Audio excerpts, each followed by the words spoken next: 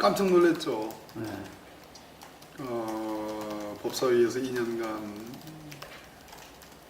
자주 뵙고 대화도 많이 나눴는데 네. 그 전에야 뭐 제가 일방적으로 좋아하는 그런 관계였고 법사위 하면서 검찰개혁 얘기도 꽤 많이 했던 것 같아요. 그리고 최근에 사법개혁특위가 발족을 했는데 소위 한번 못 열고 끝났거든요. 근데 이제 그 사법개혁특위 소위 구성해서 검찰개혁 소위에 그렇게도 그 안 넣어주려고 자유한국당 쪽에서 노회찬 대표님이 그 소위위원이야, 사법개혁특위위원이었거든요. 그래서 결국은 소위도 구성 못하고 끝났죠 6월 말에. 그래서 거기에 굉장히 분개하시더라고요. 네? 자기야말로 진짜 검찰개혁에 대해서 얘기할 수 있는 자격이 있는 사람인데 세상이 그런다고 그렇게 그냥 분개하시던 모습이 선하네요. 너무 비통하고 한편으로는 참 이 정치를 한다는 게 칼날 위에 서 있는 것 같은 느낌이 들어가지고 정치자금법이라든지 이러한 법이 현실에 맞는가 그런 것도 한번 검토할 때가 되지 않았나 하는 생각이 듭니다.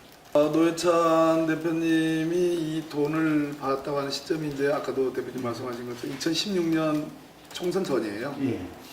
그러니까 당시는 국회의원이 아니었죠. 예.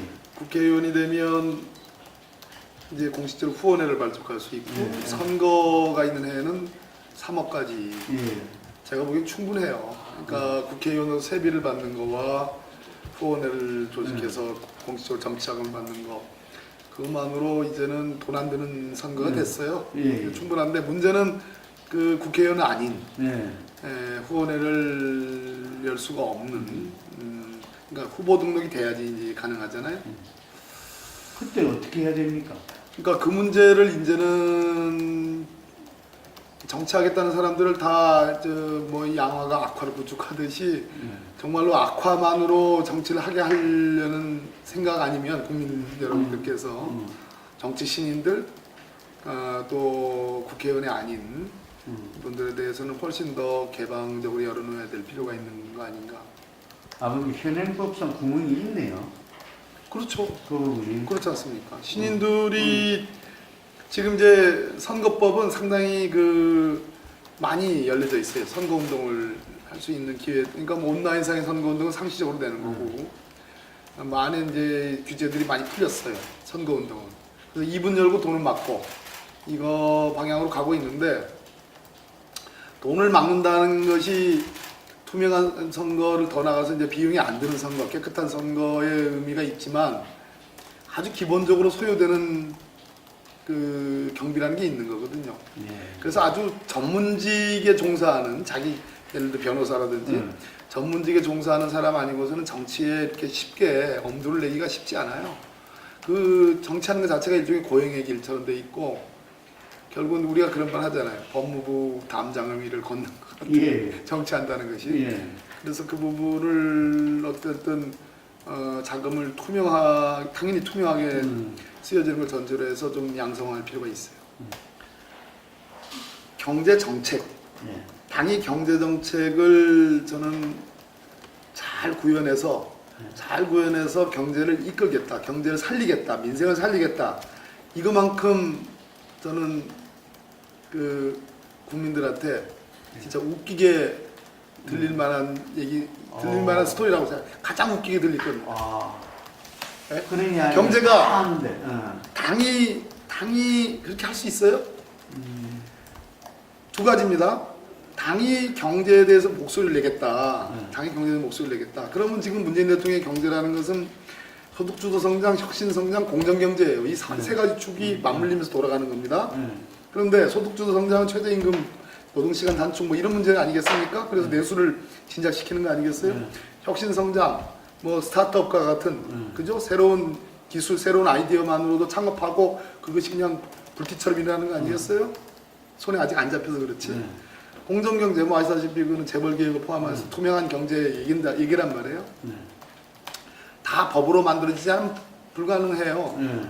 그러면 당이 경제를 이끌겠다 하면 두 가지입니다. 하나는 문재인 대통령의 경제 정책과 다른 길을 가겠다. 든지 그런 의미가 있죠.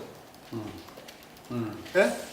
소득주도 성장 폐기하고 수정하고 혁신성장은 내가 생각하는 혁신성장 이런 거다. 그거 문재인 대통령 생각하고 달라. 공정경제 그거 아니야. 지금은 저 기업하고 지금 프렌들이 해야 된다. 이러면은 의미 있는 얘기예요, 당이. 그렇게 할 수 있어요? 불가능한 겁니다. 불가능한 거예요. 그래서 당이 경제 정책을 얘기한다. 몰라 미세 조정이나 조율과 조정은 가능할지 모르지만 저는 문재인 대통령과 무슨 뭐 한번 맞짱을 뜨려고 마음 먹기 전에는 저는 불가능하다고 생각합니다. 그래서 이건 아닌 거고요. 뭐냐 하면 당은 국회의원들로 많이 구성되어 있고 핵심적이잖아요. 결국 국회에서 승부가 나는 건데 지금 경제를 살릴 수 있는 민생 입법들, 민생 개혁 입법들을 통과를 못 시키고 있잖아요, 국회에서. 통과를 시켜야 돼요. 그러면 다 지금 뭐 이해찬 총리님, 전 총리님이나 김진표 대표님이나 다들 경제 말씀하시고 야당을 설득하고 이런 얘기를 말씀하셔요. 여기에 핵심이 있는 겁니다. 야당을 어떻게 설득할까요? 야당을.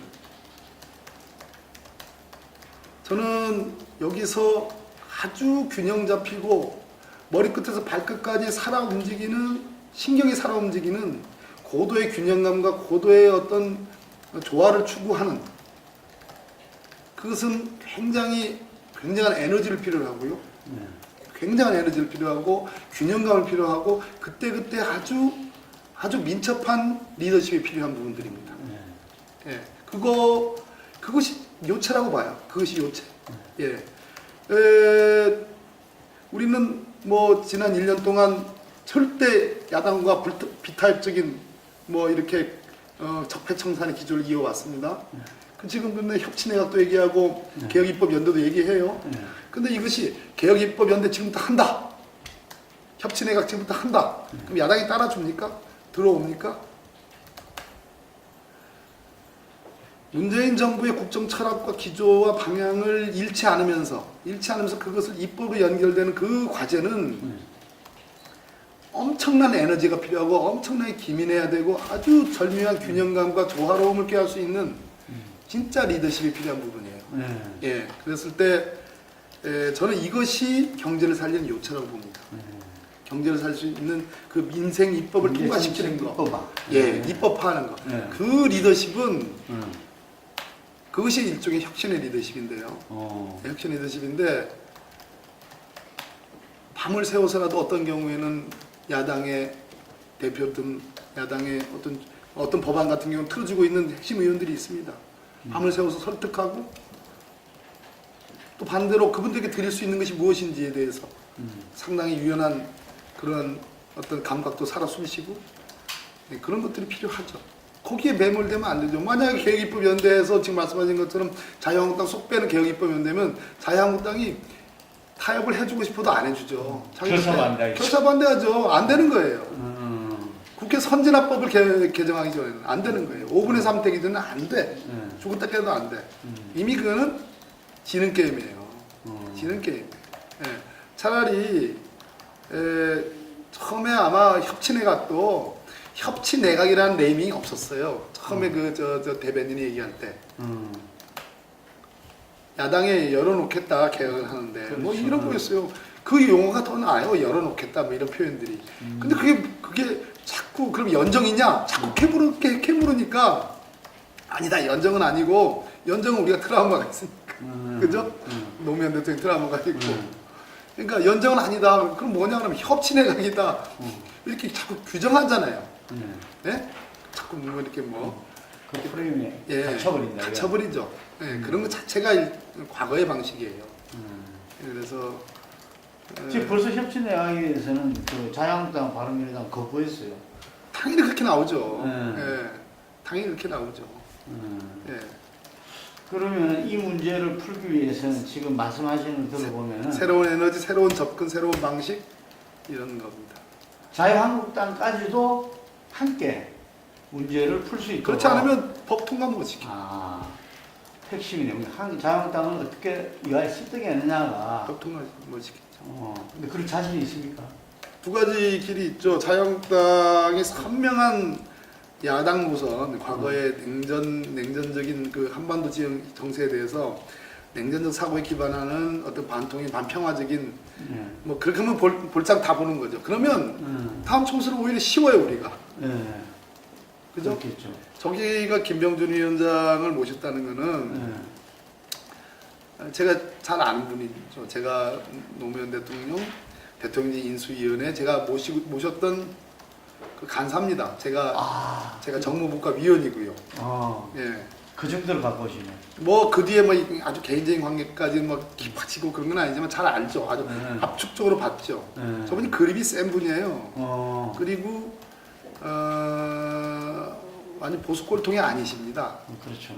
아시잖아요. 예. 저분이 개혁만대가 있어요. 특히 지방분권과 관련해서는 엄청난 그 신념의 소유자고. 본인은 당시에 노무현 우파였다고 그러더라고요. 청와대에 있는. 그런데 이제 소원해지면서 서운한 것들이 쌓이면서 이제 결국은 자유한국당까지 갔는데, 그런데 어찌됐든 저 안에서 혁신의 이름으로 뭔가 변화를 하려고 할 겁니다. 예. 근데 저분을 저 혁신 비대위원장으로 모셨다는 얘기는 자유한국당의 노선과 관련해서 새롭게 우리가 긴장하고 봐야 될 지점이 있는 거예요. 그러니까 뭐냐면 과거 홍준표 대표식의 반통일 반평화 그리고 모든 민주당이 하는 모든 것에 대한 전면적 거부 반대 이러면 다음 총선이 쉽죠. 근데 이미 심판을 받았어요. 자유한국당 의원들도 알아요. 그렇게 가지고는 이쪽에 국민들 입장에서는 집권당한테 성과를 요구하고, 그래서 성과가 없으니까 지지율이 떨어지는 국면에서 끝까지 발목만 잡고 반대만 하고 그러면은 결국은 그 화가 성과 없는 것이 집권 여당을 비판하려고 하는데 이게 계속 야당이 반대만 해서 성과가 없다라는 쪽으로 돌아가면 결국 자기들한테 화살이 오는 거는 인정 학습을 했어요. 그래서 사안별 어떤 선택을 할 가능성이 있습니다. 그것을 아주 용의주도하게 뽑아 쓸 수 있는 협상력과 에너지와 접근, 그런 것들이 필요하죠. 그게 새로운 리더십입니다. 이 리더십은 과거에 경험하고 과거에서 쌓아왔던 그 경륜이란 이름으로 갖고 있는 그 권위로 해결될 수 있는 리더십이 아니에요. 절대로. 김병준 비대위원장이 그 지역위원장 물갈이를 엄청나게 할 겁니다. 네. 비상대권을 지금 갖고 있는 거예요. 그리고 김병준 위원장 체제에서 바뀐 교체된 지역위원장들의 거의 7, 8알이 다음 총선 공천을 받아요. 근데 저 비상대권인데요. 저 지역위원장들을 어떻게 라인업을 할 건지 저는 눈에 그려집니다. 저는 그 지역의 전문가로 포장되어 있는, 그러니까 무슨 경력이 꽤 그럴듯한 사람들을 많이 신진을 발굴을 할 겁니다. 근데 새로운 자유한국당이 국민 눈에 새로워진다라는 느낌이 들게끔은 할 거예요.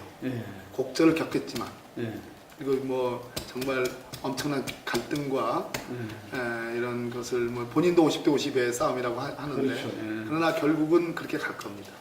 그래서 상당한 정도로 물갈이와 새로운 인물들이 들었을 겁니다. 그 새로운 인물들, 지역위원장, 저기는 당협위원장이나 표현하던데, 그 당협위원장의 얼굴들이 제법 그럴싸하네라는 느낌이 든 사람들을 고를 겁니다. 제가 볼 땐 그래서 보수의 기회가 오고 있다. 물갈이를 갖다. 그래서 궁극적으로 이것은 인물의 문제입니다. 사람의 문제입니다. 우리가 민주당의 길이라는 게 새로운 길이 어디 있어요? 우리는 지난 60년 동안 주구장창 한반도 평화와 민생 경제와 지방 분권을 얘기를 해왔습니다. 그렇죠? 아닙니까? 그래서 이제 한반도 평화가 어느 정도 좀 성과가 보여줄 조짐이 있는 거예요. 그렇잖아요? 민생 경제는 아직 어렵고요. 지방 분권은 그래도 노무현 대통령 때부터 시작해가지고 어느 정도 그런 움직임이 있어가지고 결국 이번 지방선거에 싹쓸이 한 거예요. 예. 새로운 DNA를 갖고 있는 지방 수장들이 지금 들어온 겁니다. 예. 예. 자, 이 국면에서 민주당이 새로운 얼굴, 새로운 리더십을 보여주지 못한다면 설득이 안 되는 거예요. 예. 근데 김병준 위원장의 연령이나 뭐 이런 거는 9세대로 보여지지만 연령이 인물을 평가하는 건 아니잖아요. 예. 김병준 위원장은 정치권의 새로운 인물입니다. 아, 아닙니까? 예. 새로운 인물입니다. 예. 특집은 처음이죠. 예, 새로운 인물이죠. 그리고 새로운 인물들로 지역위원장을 불가리를 할 겁니다. 네. 하고 본인도 노무현 대통령 얘기를 많이 하잖아요. 제발 좀 안 했으면 좋겠는데. 네. 예. 저 솔직한 얘기로 우리 입장에서 회절해 간 분이 자꾸 우리의 우상인 노무현 대통령 얘기한다는 건 우리로서 당혹성이 이럴 게 없죠. 그건 네. 불편한 거예요. 네. 그렇게 안 하고 다만 노무현 대통령과 함께 했던 그 오랜 기간과 노무현 대통령도 배웠던 그 가치를 전맥을 해보려고 하겠죠. 저건 새로운 길이에요. 자유한국당에서는 인물도 새로운 사람이고 길도 새로운 길이에요. 그런데 우리는 지금 누구라고 얘기 안 하겠지만 저 말고 이 전당대회 나시는 분들은 새로운 인물이라 보여지지 않습니다. 아, 낡은 인물이다. 새로운 인물은 아니에요. 네. 네. 지금 영장이 기각되는 거는 현 대법원하고 연결시키면 안 되고요. 법원의 지금 정서가 그렇습니다. 법원의 정서가 검찰이 사법농단에 수사하는 것에 대해서 물론 이제 소장파 판사들은 어쩔 수 없다 수사해야 된다라는 당위에는 동의하지만 정서는 거기에 확 동의하지 못하고 있는 거예요. 특히 영장전담 판사들은 일종의 선택된 법관들이거든요. 보수적일 수 있습니다. 그것이 반영된다고 보고 현재의 대법원 체제에서는 법원행정처든 대법원장이든 일선 법관들, 영장을 발부하고 기각하는 분은 일선 법관들이잖아요. 영장 전담 판사들한테 영향력을 1도 못 미쳐요.